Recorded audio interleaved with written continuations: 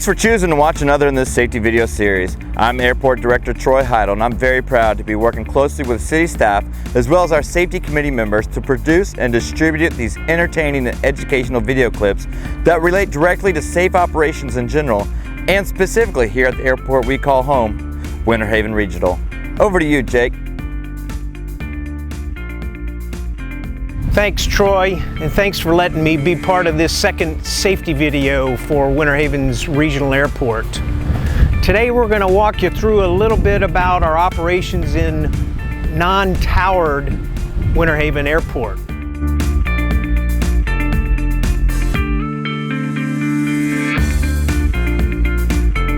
There are roughly 5,000 public use airports in the United States.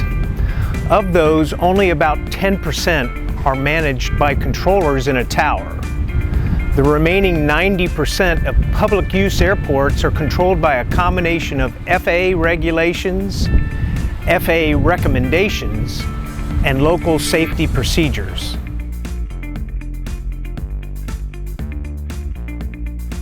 Contrary to popular belief, public use airports in the United States are not uncontrolled. The confusion usually comes about because they are often in Class G or uncontrolled airspace.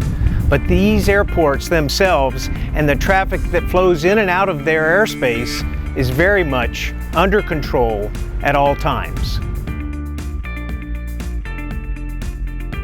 You probably already know that radios are not required equipment in Class G airspace.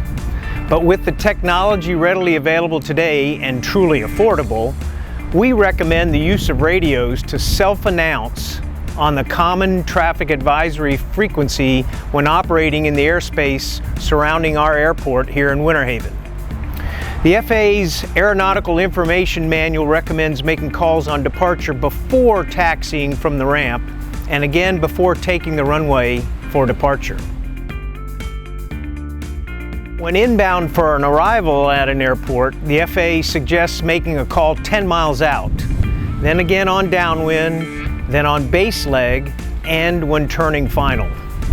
You might also want to make a short call to confirm you're clear of the active runway when you exit.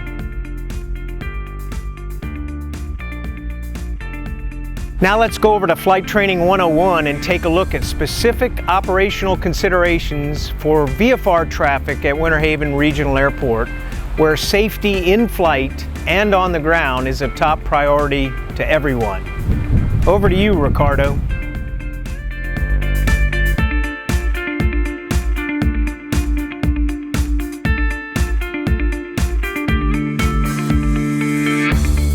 To achieve safe operations here at Winter Haven, we take FAA regulations, FAA recommendations, and our own local safety procedures very seriously. That starts with recognizing that all 4 runways at Winter Haven have left-hand traffic patterns. Just as it states in FAR 91-126, the regulation regarding operating on or in the vicinity of an airport, the pilot of each airplane must make all turns of that airplane to the left. That applies here at Winter Haven. Entering the pattern on a right base, or worse, flying a full right-hand pattern, isn't just bad manners, it's actually a violation of Part 91 regulations we all operate under. It's also completely unexpected here in Winter Haven, which degrades safety. So please, as you arrive and depart from this airport we love so much, fly left-hand patterns. It's the safe thing to do. Over to you, Sam.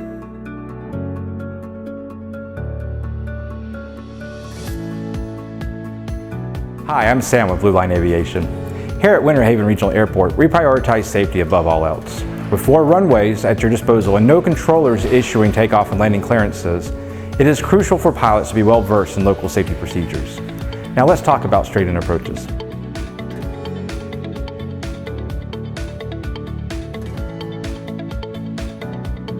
While they may seem convenient, they're not recommended here at Winter Haven. According to AC 9066 Charlie from the FAA, straight-in approaches can pose a risk, especially when other aircraft are in the traffic pattern. This increases the likelihood of mid-air collisions and conflicts during a critical phases of flight. If you find yourself on a straight-in approach during clear weather conditions, remember, you're not the only one in the sky. All aircraft must comply with see and avoid provisions, regardless of their approach type. Whether you're practicing with an instructor, accompanied by a safety pilot, or undergoing a check ride with an examiner, communication is key. Make sure to self-announce your position between 8 and approximately 10 miles from the airport to coordinate your straight-in approach and landing with other airport traffic. As a pilot in command, it is your responsibility to maintain vigilance and avoid potential conflicts. If you encounter traffic established in the pattern, don't hesitate to initiate a missed approach or break off your approach early to prioritize safety. Over to you, Jamie. An equally important safety procedure to remember at Winter Haven Regional Airport is this. When winds are below 5 knots, regardless of the direction they're coming from, we use runway 5. There are a variety of good reasons for this. Among them, runway 5 takes us away from the seaplane traffic on Lake Jessie right next door. No pilot needs the unexpected surprise of a seaplane popping up right in front of them, either landing or taking off, while the land plane pilot is climbing out from runway 23. Runway 5 is our longest and widest runway. It's the safer choice. Using runway 5 also puts pilots over rural, unpopulated areas as they leave to the northeast. There are fields to go into should the worst happen. If you suffer an engine failure and you're departing runway 5, you have options. Going the other way on runway 23, not so much. Runway 5 really is the safe choice, and that's why it's been established as the go-to runway when winds are less than 5 knots, regardless of the direction they're coming from. Over to you, Ken.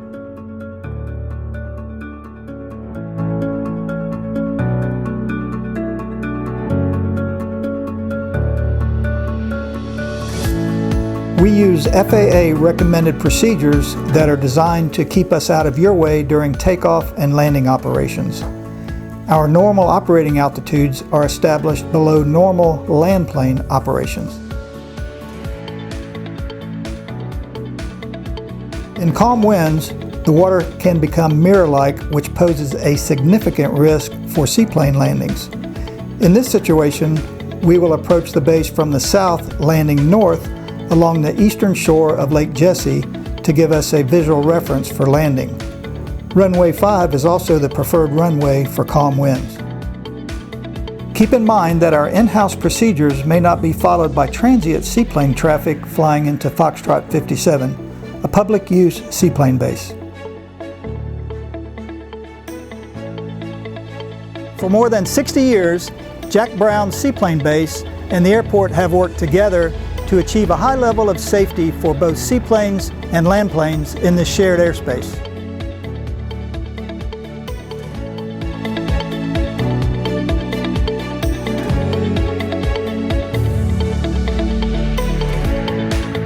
Predictability and consistency in the pattern is critical for smooth and safe operations at our uniquely conjoined runways. Jake, back to you. You might notice that the seaplane's operating altitudes he talked about were established well below the normal traffic pattern altitude of 1,000 feet MSL as stipulated for the airport traffic pattern. That's intentional. If we all fly these recommended profiles and altitudes, safety of flight will be enhanced for everyone, regardless of whether you're flying in on wheels or on floats. If you've been here before, come back again as soon as you can. The restaurant's still open, the fuel pumps are ready, and the staff at our FBO and here at Jack Brown Seaplane Base and all of our local businesses in Winter Haven would love to see you all again soon.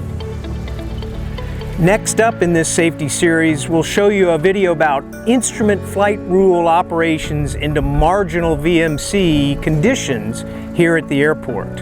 IFR ops into VFR pattern under marginal weather conditions.